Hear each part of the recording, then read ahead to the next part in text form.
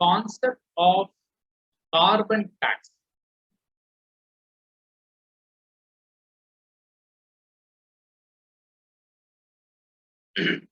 In fact, before we go through all these points, let's just look at this figure.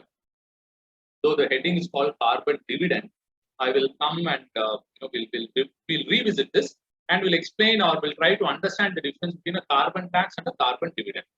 Okay. So let's first look at the 3 points, which are mentioned in the boxes, starting with this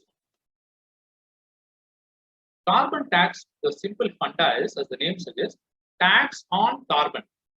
So what does that mean?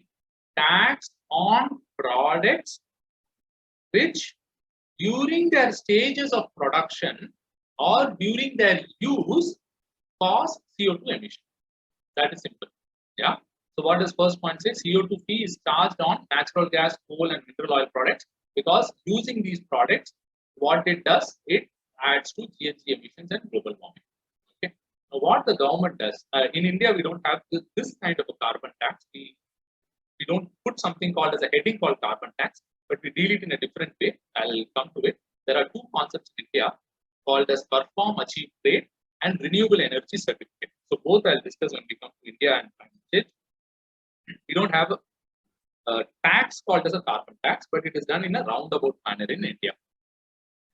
But carbon tax is being done or it is at least being proposed and deliberated in at least 2 dozen countries. At least 24-25 countries, they are thinking of having carbon tax. Okay. So what you do, anything that is pollution, you add tax to it, either during the production or during its use. Now what will happen as a result of which? Those products which are GHG intensive, what do they become? They become more expensive. So what all that you're doing is you added this. So what happens? Some of the products, some of the products which are GHG emission, their price increases. Versus, so what will the Janta or the normal public do? The energy efficient product values, price, I won't say price, the demand will go up. Here the price has gone up. So relatively what will happen is an energy efficient product will appear a little more attractive to the customer. So there is a general tendency to move from GHG emission product to energy efficient product, even though energy efficient product may otherwise be expensive. Okay, so there is some amount of economic demand supply that's working here. You added a tax, the product which is high GHG emitter, its cost has gone up. So relatively the energy efficient product which was otherwise expensive now becomes a little affordable. Okay. Now what you do, the government, what it does is it collects the tax. Suppose in India government has collected the tax. So this tax, what will it do? It puts it in a separate kitty. Yeah, it puts it in a separate kitty. Let's say it's called the carbon tax kitty, and that can be used for targeting people. For example, that can be used for certain specific development projects. Or better still, that can be used in schemes like direct bank transfer. So what you have done, on one hand, you have ensured that you have a source of revenue. How?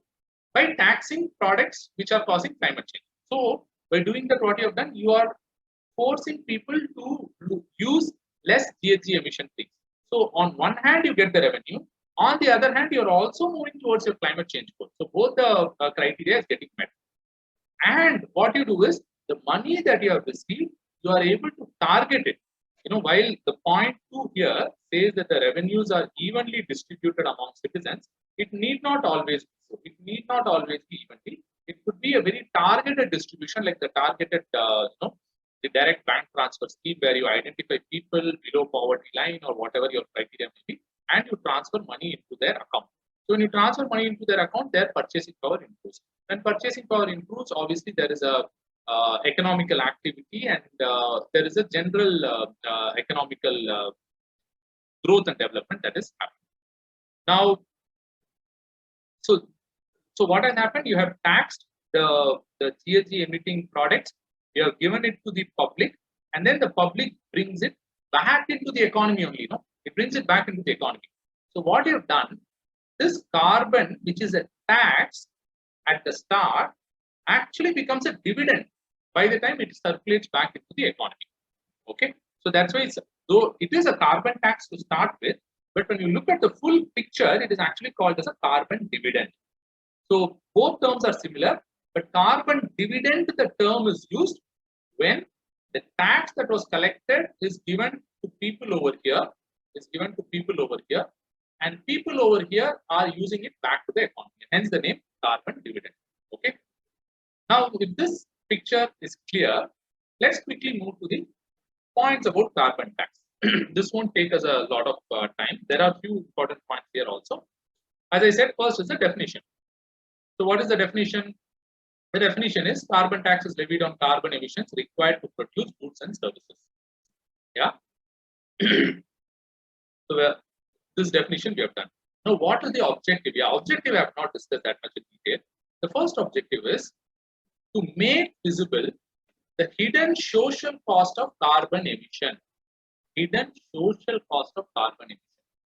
So whenever there is a carbon emission, there is a global warming. So what is let's look at an example of hidden cost. What do we mean by hidden social cost? So a hidden social cost would be, let's say there is a CO2 emission increase. Then what happens to the sea level? Sea level will increase. Now what happens to the fishermen? So they have to migrate to slightly backwards. No? They have to come into the land. So when they migrate, what is going to happen to them? There is a cost involved. One, physically they have to have a cost, and second, it also has a cost to the government. Why? Because the government has to do rehabilitation and resettlement. Are you able to understand this? This is an example of a social cost. You emitted a lot of CO2. Imagine I am a rich industrialist. I have 10 power plants at my disposal, and all of them are based on coal. So I have been emitting CO2. Sea level, am I going to get impacted? No, because I can have homes anywhere, either sea facing or in a hill station. It doesn't make an impact. Who is going to get impacted? The fishermen.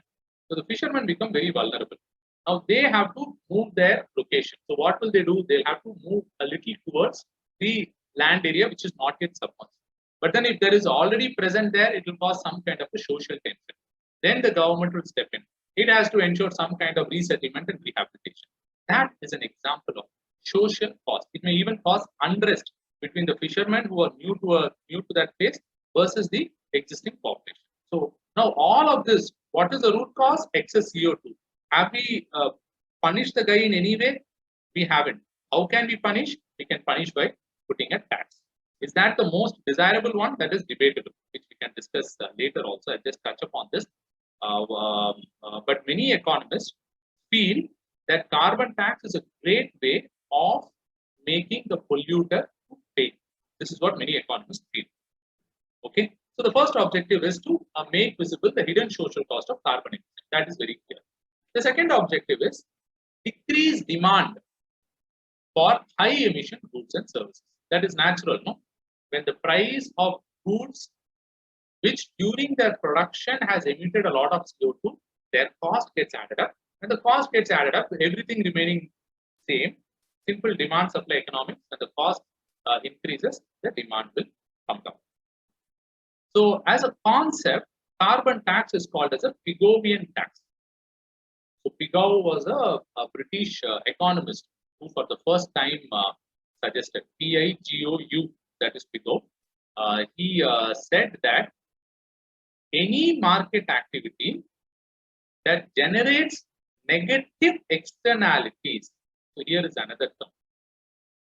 Any market activity that generates negative externality needs to be taxed. Simple funda. I am an industrialist. Let's say I have a leather tanning factory. Okay. What I do, I wash the leather using the water and I let the water go. Now, as you may be aware, leather, any water that is used for cleaning leather, it's highly polluted with microorganisms. That has caused a negative externality. Now, what is the meaning of negative externality? Externality means cost. In this case, it's a cost because we're talking of negative externality. Cost for a third party who did not agree to it. Means When I, as a leather tanning factory, have polluted the water, which is going to go and mix with the river, which is a water source for the people, I am imposing health cost on the people. And have I asked their permission?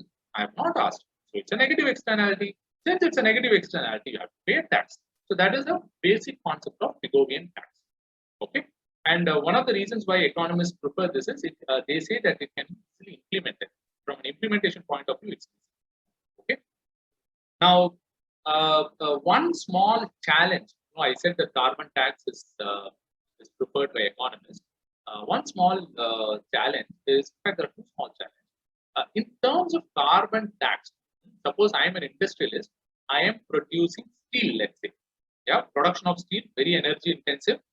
You are taxing me. You are saying your steel, in your steel production, you have emitted 120 tons of CO2. Therefore, per ton, I am going to put this much rupees. Therefore, for 128 tons, I have put this much. What will I do as a businessman?